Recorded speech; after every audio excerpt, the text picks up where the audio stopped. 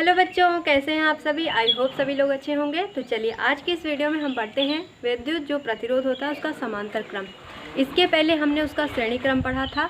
समांतर क्रम को याद करने का मैंने आपको ट्रिक बताया था। ये क्या है, दोनों लाइनें समांतर है ना, समांतर लाइनें हैं। तो इसीलिए समांतर प्रतिरोध को याद करने का ट्रिक मैंने बताया था, जब एक दूसरे के नीचे हों, ठीक है। तो एक दूसरे के नीचे होंगे तो वो क्या होंगे, समांतर क्रम में होंगी। जैसे कि ये तीनों प्रतिरोध एक दूसरे के क्या है, समांतर क्रम में, ठीक है। तो अब चलिए समांतर क्रम का फॉर्मूला हम निगमन करते हैं। कैसे आया फॉर्मूला उसको समझने की कोशिश करते हैं। और मैंने आपको बताया अभी तक कि जो समांतर क्रम है और श्रेणी क्रम है, ये ऐसा क्रम जो है क्यों किया गया। तो उसका एक ही रीज़न था कि जैसे हमें अलग अलग परिपथ में अलग अलग चीज़ें यूज़ करनी होती हैं, तो हम अपने हिसाब से क्या करते हैं, हमने क्या किया मतलब जनरेट किया हमने दो आइडिया। एक हो गया श्रेणी क्रम, एक हो गया समांतर क्रम। तो चलिए समांतर क्रम को पढ़ते हैं। तो समांतर क्रम में होता क्या है, इस संयोजन में एक ही प्रतिरोध के एक सिरे के एक बिंदु तथा दूसरे सिरे दूसरे बिंदु से जुड़े रहते हैं। मतलब क्या है कि एक जो सिरा है वो एक बिंदु से जुड़ा रहेगा, दूसरा जो सिरा है वो दूसरे बिंदु से जुड़ा रहेगा।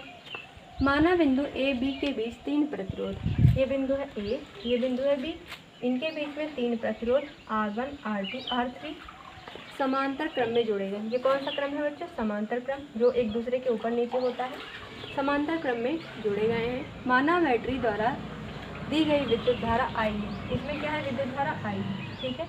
लेकिन जब यही विद्युत धारा B है बैटरी, इसमें से धारा जा रही है, जब यहाँ पहुँचेगी, आगे पहुँचने के बाद प्रतिरोध R1, R2, R3, तो इसमें अलग अलग धारा डिवाइड हो जाएगी। R1 में I1 धारा जाएगी, R2 में I2 धारा जाएगी, R3 में I3 जाएगी।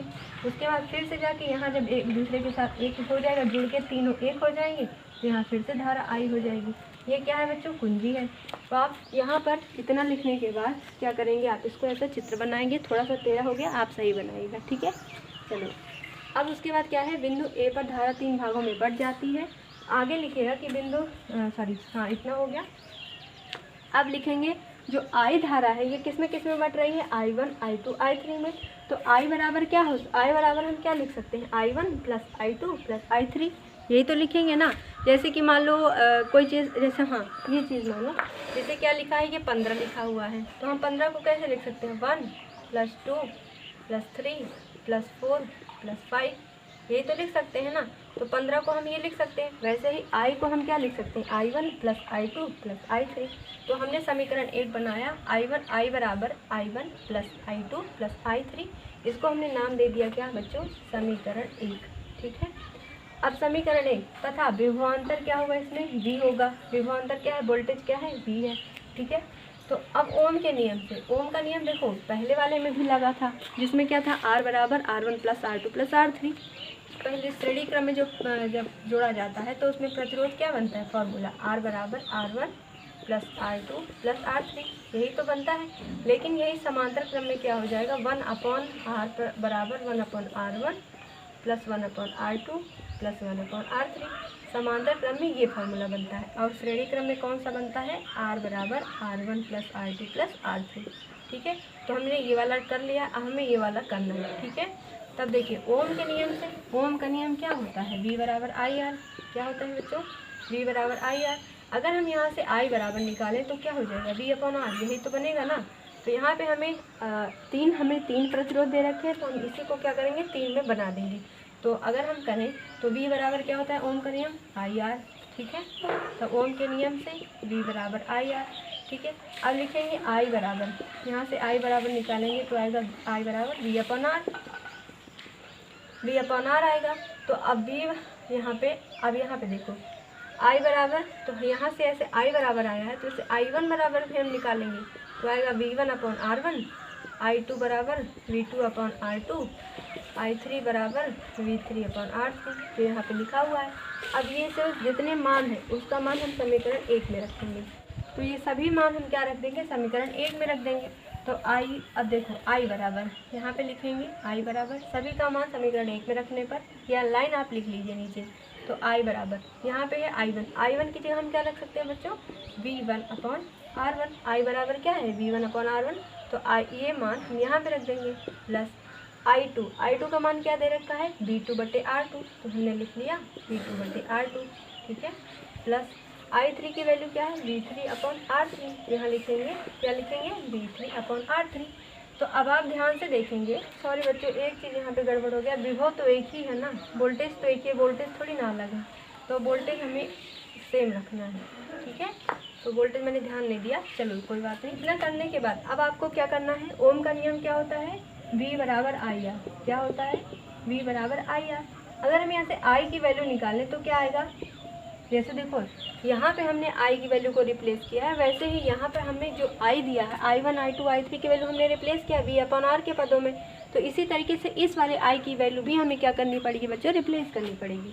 तो यहाँ से अगर हम I की वैल्यू निकालें तो क्या आएगा, R को इसके बट्टे में लाना पड़ेगा, तो V/R बराबर क्या हो जाएगा I। तो यही वैल्यू उठा के यहाँ पे रखेंगे, तो I की जगह हम क्या रखेंगे, V/R। ये सभी V को हम यहाँ इस पद से क्या ले लेंगे, कॉमन। आप लिखेंगे कि V को कॉमन लेने पर, ठीक है, आप ऐसे लिखते चलेंगे तो याद रहेगा आपको, बाद में आपको रिवीजन करने में दिक्कत नहीं होगी। तो हमने कॉमन ले लिया V, किसको ले लिया हमने कॉमन, इन सभी से V को हमने क्या कर दिया बच्चों, कॉमन ले लिया, ठीक है। तो अब ये जो V है और ये जो V है कट जाएगा एक दूसरे से, तो 1/R बराबर यहाँ क्या बचेगा, 1/R plus 1/R2 plus 1/R3। तो फॉर्मूला हमारा निकल के आ गया 1/R बराबर 1/R1 plus 1/R2 plus 1/R3।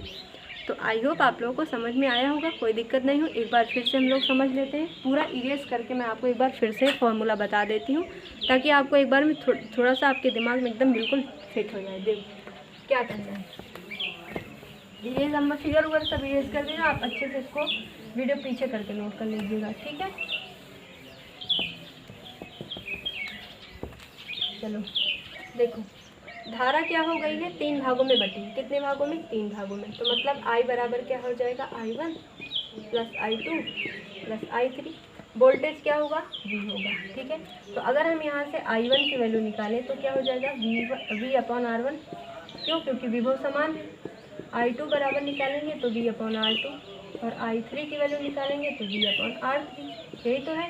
ये सारे मान को यहाँ पे पुट कर दो। और ओम का नियम क्या होता है, ओम का नियम V बराबर IR।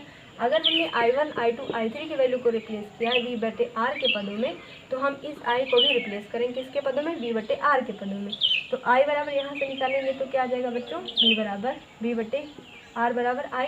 तो I की जगह हम क्या रख देंगे, V/R बराबर I1 की जगह क्या आएगा, V/R1 प्लस I2 की जगह V/R2 प्लस I3 की जगह V/R3।